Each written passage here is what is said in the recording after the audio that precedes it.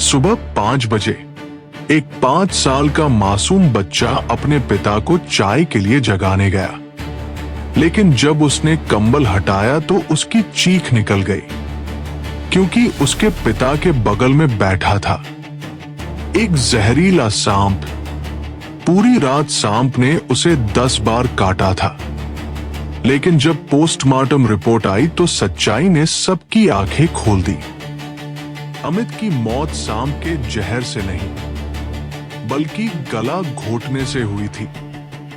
आखिर कौन था वो कातिल, और क्यों इस मर्डर को सांप के काटने का रूप दिया गया? ये कहानी है एक ऐसी साजिश की जिसमें दोस्ती, धोखा और प्रेम का जहर सब कुछ मिला हुआ है। Welcome to the most shocking case of deception, जहां विश कन्या सिर्फ किस्सा नहीं बल्कि हकीकत बन गई। 13 अप्रैल 2025 मेरठ का छोटा सा गांव भसुमा।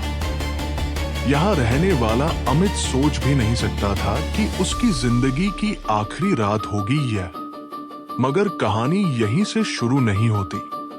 असल में ये सब शुरू हुआ था साल 2024 में, जब अमित की मुलाकात अमरदीप से हुई। दोनों एक ही काम करते थे, टायर लगाने का। दोस्ती इतनी गहरी हो गई कि अमित ने अमरदीप को अपने घर बुलाना शुरू कर दिया। लेकिन जो दोस्त की तरह घर आया था, वो अमित की पत्नी रविता के दिल में घर कर गया था। 7 महीने तक चला ये छुपा हुआ अफेयर। अमित की गैरमौजूदगी में दोनों का मिलना जुलना, और अमित को भनक तक नहीं लगी। लेकिन गांव में कोई बात छुपी नहीं रहती। जब अमित के कानों तक ये बात पहुंची और उसने रविता का फोन चेक किया तो सब कुछ साफ हो गया। अमरदीप के मैसेजेस से पूरी सच्चाई सामने आ गई। 20 मार्च को अमित और अमरदीप के बीच भयानक मारपीट हुई। अमित ने अमरदीप को बुरी तरह पीटा और धमकी दी कि दोबारा उसके परिवार के आसपास भी नजर न आए।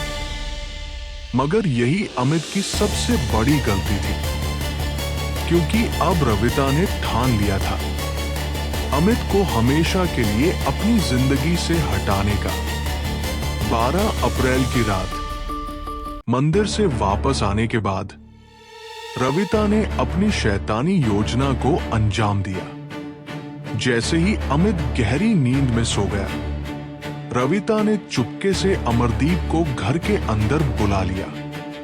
और फिर उस अंधेरी रात में जो हुआ वो था रविता का अचानक अमित के सीने पर बैठना, अमरदीप का उसका गला दबाना, और बेबस अमित का अपनी जिंदगी हार जाना।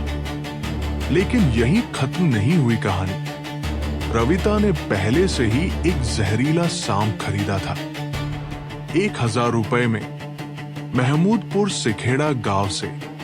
उसका प्लान था कि सांप अमित को काटे और सबको लगे कि सांप के काटने से मौत हुई है।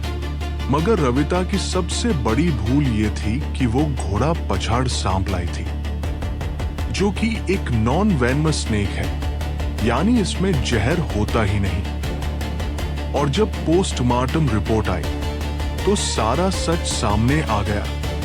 अमित की मौत सांप के जहर से नहीं, बल्कि गला घोटने से हुई थी।